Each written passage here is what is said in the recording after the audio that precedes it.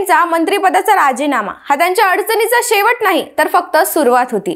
राजकीय वादळाच्या मध्यभागी असलेल्या या प्रकरणात आता त्यांना थेट सहआरोपी करण्याची मागणी होत आहे। मनोज जरांगे यांनी आरोपांच्या तडाख्यातून थेट बोट मुंडेकडे दाखवत सांगितले की त्यांनीच आरोपींना पोसलं, गुन्हा केल्यानंतर त्यांना फरार होण्यास मदत केली आणि आर्थिक ताकद पुरवली। एका मागोमाग एक नवनवे धक्कादायक खुलासे होत असून सोशल मीडियावर व्हायरल होत असलेल्या एफआयआर मुळे हा वाद अधिक भडकलाय। नमस्कार, मी सृष्टी आणि तुम्ही पाहताय सत्य पे सत्ता, म्हणजे थोडक्यात पण महत्त्वाचं। धनंजय मुंडेंच्या मंत्रिपदाचा राजीनामा देऊनही त्यांच्यावरील अडचणी संपायचं नाव घेत नाहीयेत। उलट त्यांच्यावर आणखी गंभीर आरोप होत असून त्यांना सहआरोपी करण्याची मागणी आता जोर धरू लागली आहे। मराठा आरक्षण आंदोलक मनोज जरांगे यांनी थेट आरोप करत सांगितले आहे की धनंजय मुंडेंनी आरोपींना पोसलं, गुन्हा केल्यानंतर त्यांना फरार होण्यास मदत केली आणि आर्थिक पाठबळ पुरवलं। या पार्श्वभूमीवर देशमुख कुटुंबियांनी नाव न घेता धनंजय मुंडेवर कारवाई करण्याची मागणी केली आहे।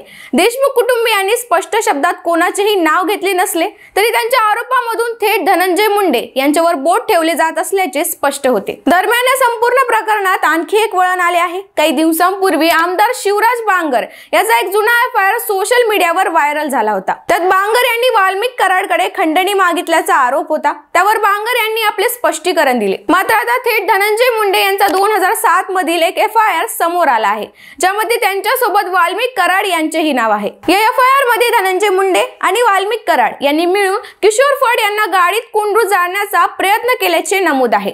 18 एप्रिल 2007 रोजी दाखल झालेल्या या तक्रारीमध्ये या दोघांचे नाव असल्याचा उल्लेख असून आता हा एफआयआर पुन्हा एकदा चर्चेचा विषय ठरत आहे। या प्रकरणात धनंजय मुंडे हे वाल्मिक कराडच्या अधिक आहारी गेले आणि त्यामुळेच त्यांच्या आई मूळ गावी गेल्या आणि पुन्हा परत आल्या नाहीत, असा धक्कादायक दावा धस यांनी केला आहे। त्यामुळे या संपूर्ण प्रकरणाला वेगळेच वळण मिळण्याची शक्यता आहे। सोशल मीडियावर व्हायरल झालेल्या मेसेज मध्ये असेही म्हटले जात आहे की धनंजय मुंडे आणि वाल्मिक कराड यांनी मिळून अनेक गुन्हे केले असून त्याचे पुरावे देखील आहेत। 2007 मध्ये झालेल्या किशोर फड यांच्यावरील हल्ल्यात दोघेही थेट सहभागी होते, असे या मेसेज मध्ये सांगण्यात आले आहे। भंगारच्या टेंडरवरून झालेल्या वादातून किशोर फड आणि धनंजय मुंडे यांच्यात संघर्ष उभा राहिला होता। त्यानंतर किशोर फड यांच्या मेहुण्याच्या स्कॉर्पिओ गाडीवर पेट्रोल टाकून तिला पेटवण्यात आले। त्यावेळी किशोर फड गाडीतच होते। आरोपींनी गाडीचा दरवाजा बाहेरून दाबून धरला होता, त्यामुळे ते बाहेर पडू शकत नव्हते। मात्र गाडीचा स्फोट झाल्यानंतर आरोपी पळून गेले आणि त्यामुळे किशोर फड बचावले,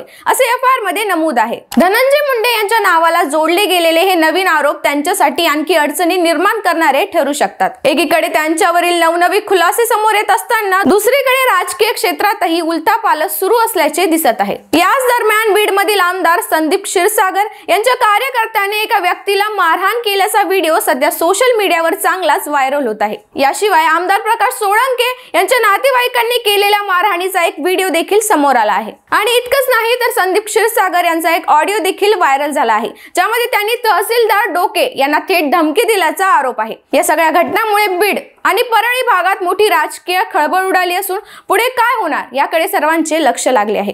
या संदर्भातील घडामोडीसाठी पाहत राहा सत्य पे सत्ता, म्हणजे थोडक्यात पण महत्त्वाचं। आणि हा व्हिडिओ आवडल्यास लाईक, शेअर आणि सबस्क्राईब करायला विसरू नका।